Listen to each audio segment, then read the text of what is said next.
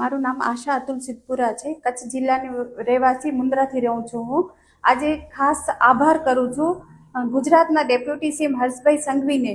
આજે હું એ ખાસ એમને આભાર વ્યક્ત એટલું કરું છું કે હું એક કંપનીમાં કામ કરતી હતી એજન્ટ તરીકે. એ કંપનીએ મને એવું કીધું કે તમે આમાં પૈસાને ઇન્વેસ્ટ કરશો એટલે તમારું ડબલ પૈસા થશે.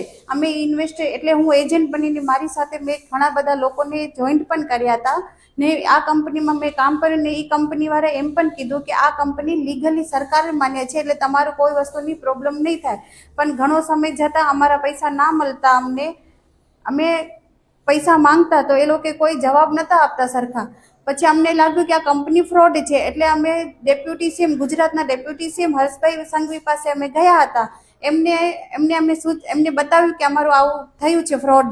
તો સાહેબે શું કર્યું કે એસપી પશ્ચિમ જિલ્લાના એસપી વિકાસ સુંડા સાહેબને તરત જ અમારો કેસ સોંપ્યો અને એસપી સાહેબે અમને બીજે દિવસે તરત બોલાવી અમને આ કેસની જાંચ કરી બધી.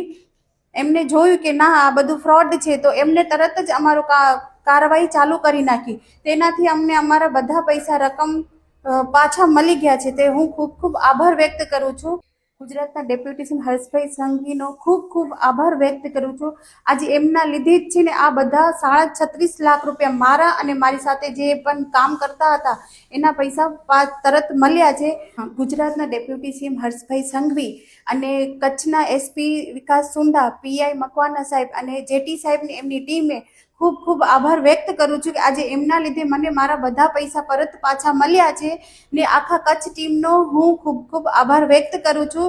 આખા કચ્છને નાગરિકોને હું વિનંતી કરું છું કે આ વખતે તમે કોઈ ફ્રોડમાં રોકાણ કરતા નહીં. ખૂબ ખૂબ આભાર.